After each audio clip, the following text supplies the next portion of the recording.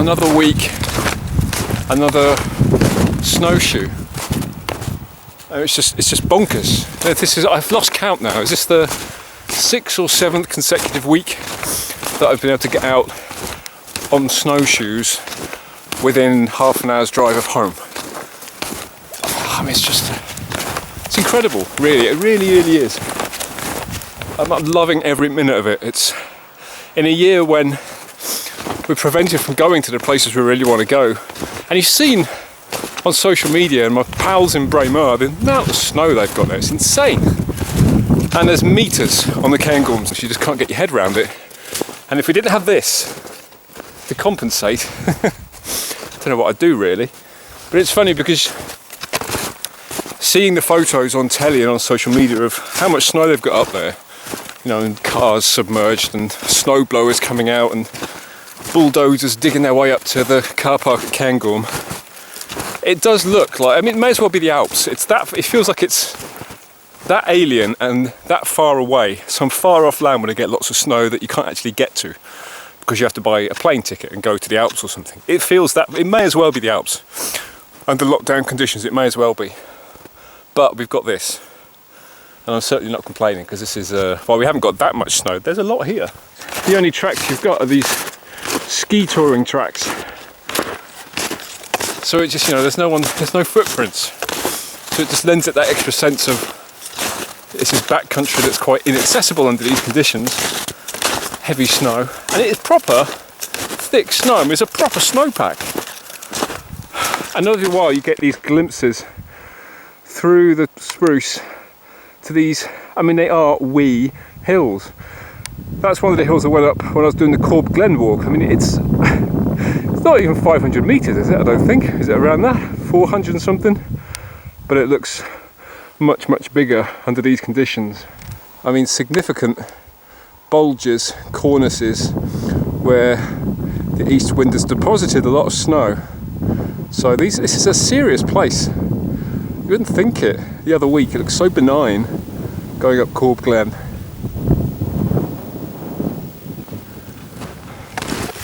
Today is, what day is it? Monday. It's another day when I should have been at work, but I swapped some days around. So making the most of it again. My days off. Last Monday, a week ago, it started snowing. It was quite mild at home. It was sort of just under 2 degrees. So it started snowing on Monday and it didn't stop until Thursday afternoon when it started raining. And it wasn't until really Tuesday night into Wednesday that the temperature dropped and it started accumulating. And we had about level foot. So we did have a lot of snow. Then annoyingly it turned to rain, but it was still cold, sort of 2-3 degrees. So we steadily lost the snow cover because we had over 2 inches of rain after that. So there was flooding, bit of a mess. And most of our snow went below about 350 metres. But here, just 10 miles west, the margins have been that fine in terms of where the cold air, how far the cold air receded, both altitude and sort of distance north to south. And so the smallest distances made a huge amount of difference. So here, it didn't really go. I mean, it carried on snowing for, when ours was turning to rain, theirs was still snow. So they've got this incredible snowpack, which is just, hasn't really been affected. And it must be at least sort of half a metre of level snow here now. So it's wonderful to be able to come a short distance and it's still here. So I'm just incredulous really that this sort of weather has persisted, you know, in the central lowlands like this. It's amazing. It's amazing. I just hope it just keeps on. I just hope it lasts, you know. It looks like it's going to last all this week. We've got east winds have kicked in again, which does mean you get snow showers piling in if it gets really cold. If the upper air gets really cold, which it is at the moment, air coming in from Central Europe, Scandinavia, it is cold, and the cold air creates convection. You get these showers piling in. So So there's been a nice top up here over the last day, and there is more expected. But as is always the case with these east winds like this, you tend to get what we call streamers. You get lines of showers sort of lining up, so that one place gets dumped on in a line across the central belt or something, or Angus, and then you can go 2 miles either side of that and there's nothing. And that's what is probably going to happen. I find that when we get these conditions, the Lomond Hills, for some reason, Central Fife seems to split showers that are coming in off the North Sea to its north and to our south. That's what happened in 2010 to some extent, in the December to remember, but also in the Beast from the East in 2018, when I remember standing up on East Lomond on the 28th of February under blue skies, and you can see massive showers piling down the Tay on one side, and on the other side you can see massive showers piling down the Forth. It's like being surrounded by massive snow showers, and we were just, you know, there was a red warning being issued, red weather warning, and we were thinking, what's all the fuss about? Where's ours?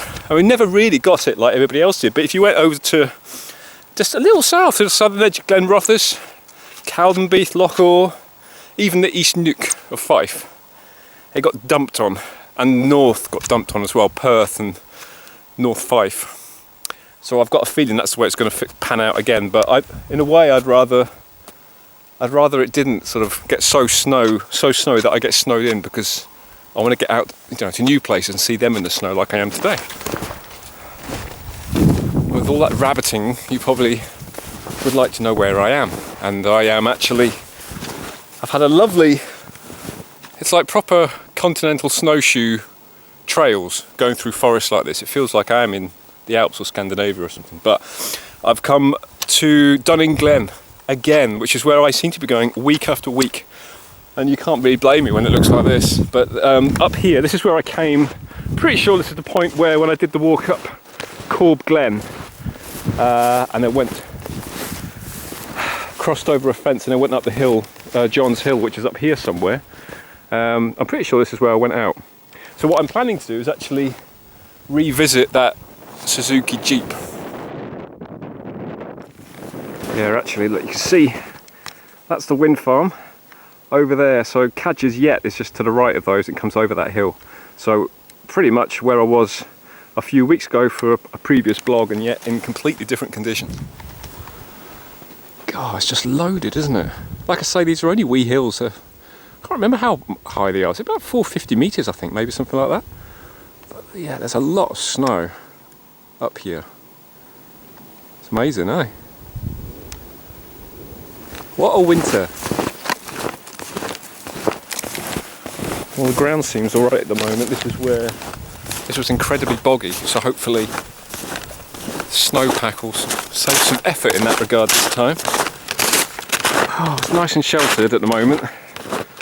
This is just bliss. Can't tell you.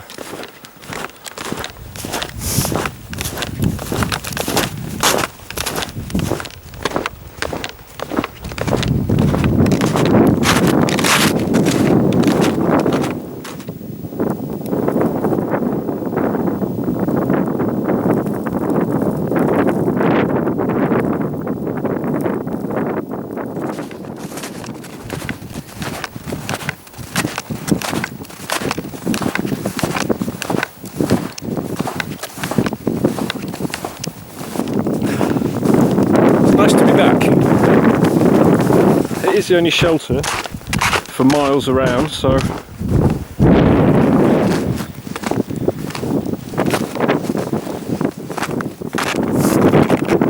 it's certainly one of my more unusual lunch stops, I'd say. I'm very grateful for it actually, because there really isn't much shelter out of the forest, so it's quite handy it's here. It's quite nice to be back. I don't make any apology for covering the same ground so soon after being here, you know, a few weeks ago. I suppose it's more a representation of the life we're leading at the moment, isn't it? Of having to sort of repeat the same walks and go to the same places. And it's never too much of a burden, to be honest, is it? I mean, it's the same with the Munros. I've got in my list in my head of all the ones I've done only in winter or only in summer, and I mean, we all know that a walk takes on a completely different appearance every time you do it, potentially, but it's nice to sort of think, well, I've done Ben Louis in winter, next time I want to do it in summer or vice versa.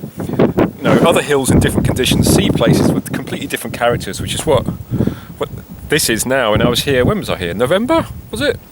December? Oh, I don't know, I'm losing track. But it was a beautiful, sunny, benign day. It's cold now, I'm sitting on the snow, it's cold. And the snow, the spindrift is whizzing around this thing. But it's nice to be back in completely different conditions. If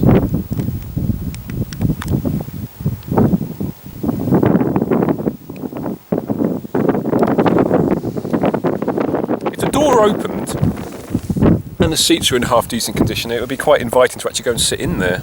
We'll see what the other one's like actually. There's the other one's over there somewhere. I need to go and, I'm not quite sure where it is, so it's going to be a bit hit and miss to try and find it. But how difficult can it be? Famous last words. How quickly it changes. It's these snow showers that come whizzing through. Really dry snow. So anything that hits the ground just gets obliterated into smaller powdery particles, and then it's that spindrift that just turns it into a whiteout, doesn't it? We're not quite at a whiteout yet, but we are in the white room, as they say. It's quite something, isn't it?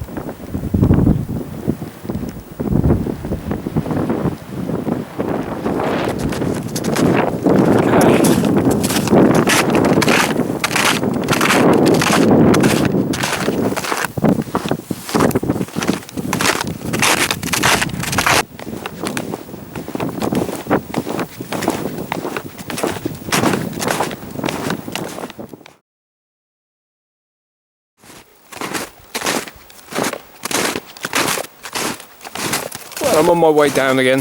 This is the route that I took up the hill from Dunning Glen up through these forest tracks. Like I said, I didn't actually plan on doing a vlog today. I brought my camera with me thinking, just in case you see anything interesting or footage might be useful for another time or whatever, but it was so picturesque I thought, oh, why not? But it did mean that I didn't have my external mic with the for wind reduction, so it was so windy up there was no point in me even trying to speak, hence waiting until I'm down here. So I did find the other one, not far off the fence line actually, green rather than red, presumably another Suzuki or a Land Rover or some such. It was hard to tell, quite frankly, but in a much worse state than its near neighbour was, so not much chance of using that for shelter. I did have a little digging actually on online after I got back from Glen the last time, and actually sort of wanted to see how old these vehicles were. And if you go onto Geograph, there's they've got photos of them on there, and some of them are dated 2009, so they've been there at least 13 years, 12 years, so they've been there quite a long time. Who knows how they got up there, or more to the point, why they're left there and why there's two of them. Who knows? If you do know, do tell me. I would like to know. Mysteries are great. It's in a way it's kind of cool not to know, frankly. But it does seem odd that there's two of them up there quite close to each other, like it's some vehicle graveyard. Anyway, after that, just carried on a little bit along the fence line towards Cadger's Yet, up to the top of Green Law, which didn't really have a plan to do that, but once you get up there, the snow was so nice underfoot, and it was just at the point where everything was clearing, because it was quite heavy snow for a moment, then it all cleared, and it was just nice to be up high in whiteness, and with that sense of grandeur that comes from sort of really big hills, even though it's not actually that big. I did check on the map again. Green Law, all these other hills, they're sort of around 480.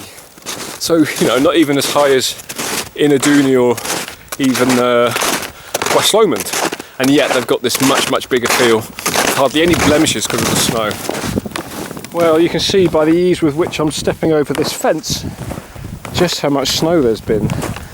And it's actually really nice walking because there's a substantial base here. That's the advantage of having the slightest of thaws, I suppose, that we had this week, even though there wasn't much snow loss here, is that it's all packed down, it's all compacted. I can feel it's harder underfoot, so there's probably about 2 or 3 inches of fresh powdery stuff on top of a really substantial base. So it's perfect. So much snow.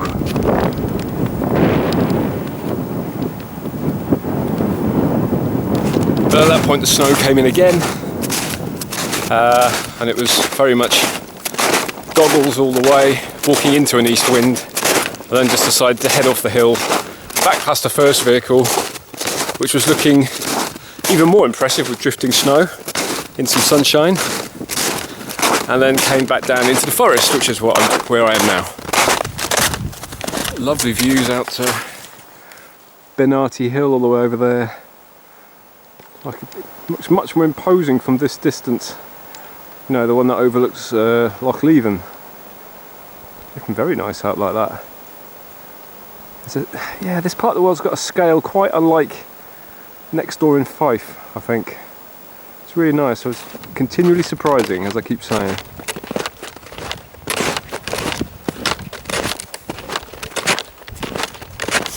Even if I hadn't taken a side trip out of the forest up onto the hills, it would still have been just a delight, to be honest. It's probably, I don't know, about 6 or 7 kilometres maybe, this loop. It makes a really good loop. I can see why someone's been up here with skis, because it makes just a really convenient loop on forest trails. It is almost like it's sort of made for snowshoeing in those ways you get trails overseas. It's just wonderful. So I would have been happy with that, to be honest. So nipping up onto small hills is just a bonus, really, when you're in a condition like that. It's actually, it makes such a nice change, to be honest. Much as I'd rather be up on the hill, I don't know if I'd rather be up on the big hills. As I always say, I'd rather be where the snow is, so I'm quite happy I'm here, but it's quite nice. It makes a nice change to, you know, in order to get the snow, not have to drive 2-3 hours home again afterwards. Half an hour at best, or as it has been the last few weeks, walking out the door. It's such a treat. It's just so blessed this winter. After the last few winters, you know, it's always beyond hope, because every year you think it can't be worse than last year, because that's what everyone said last year, saying it can't have been worse than 18-19, and of course it was. It was terrible. So this has just been amazing, you know. But then the danger is, isn't it? You get a winter like this, and then the next winter you go into it thinking, oh, maybe it'll be like that again, but it probably will be pants again. And this will be sort of one winter in 20 years or something. This will be. Who knows?